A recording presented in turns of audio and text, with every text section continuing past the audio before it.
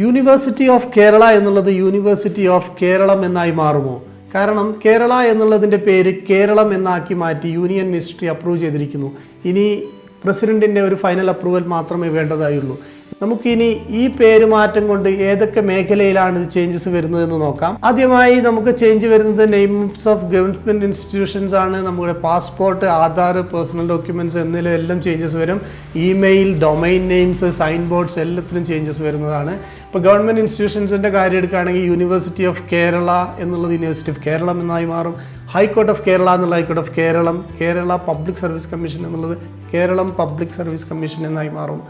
അതേപോലെ KSEB, Kerala state electricity board എന്നുള്ളത് Keralam state electricity board, Kerala police എന്നുള്ളത് കേരളം പോലീസ്. പിന്നെ ചേഞ്ചസ് വരുന്നത് കേരള ടൂറിസം എന്നുള്ളത് കേരളം ടൂറിസം, KSRTC എന്നുള്ളത് കേരളം സ്റ്റേറ്റ് RTC എന്ന് മാറും. Kerala infrastructure investment fund board എന്നുള്ളത് Keralam infrastructure investment fund board എന്നായി മാറും. ഇതൊരു ഷോർട്ട് ലിസ്റ്റാണ്. കേരള എന്നുള്ള പേരുള്ള എല്ലാ പേരുകളും കേരളം എന്നായി മാറും. പിന്നെ സൈൻ ബോർഡ്സിൽ മാറ്റം വരാം. ഹൈവേ സൈൻസിൽ വെൽക്കം ടു കേരള എന്നുള്ള വെൽക്കം ടു കേരളം എന്നാവും. Railway station boards, airport signage, government office boards, അതേപോലെ സ്കൂൾ ടെക്സ്റ്റ് ബുക്സ്, അതേ മാപ്സ് എല്ലാത്തിലും മാറ്റം വരാം. പിന്നെ വരുന്നത് നമ്മുടെ പാസ്പോർട്ടിൽ നമ്മുടെ അഡ്രസ്സ് എന്നുള്ളത് കേരള എന്നായിരിക്കും, അത് കേരളം എന്നായിരിക്കും. ന്യൂ പാസ്പോർട്ട്സിൽ സ്റ്റേറ്റിൻ്റെ പേര് കേരളം എന്നായി മാറും. അതേപോലെ ആധാർ കാർഡിലും എല്ലാം മാറ്റം വരും. അതേപോലെ നമ്മുടെ ആധാർ കാർഡിലും എല്ലാം മാറ്റം വരുന്നതായിരിക്കും.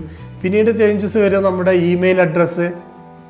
അതേപോലെ കേരളത്തിൻ്റെ വെബ്സൈറ്റ് kerala.gov.in എന്നുള്ളത് keраളം.gov.in എന്നുള്ളതായി മാറും. അപ്പോൾ എല്ലാ രീതിയിലും പല മേഖലകളിൽ ചേഞ്ചസ് വരുന്ന ഒരു ചേഞ്ചസാണ് ഇത്. ഈ ചേഞ്ചസ് വന്നു കഴിഞ്ഞാൽ കേരളൈറ്റ്സ് എന്ന് നമ്മൾ പൊതുവായി വിളിക്കുന്ന ആ പേരുകളെല്ലാം അതെല്ലാം പുതിയ രൂപത്തിലും ഭാവത്തിലും എങ്ങനെ വരുന്നതെന്ന് കണ്ടറിയണം.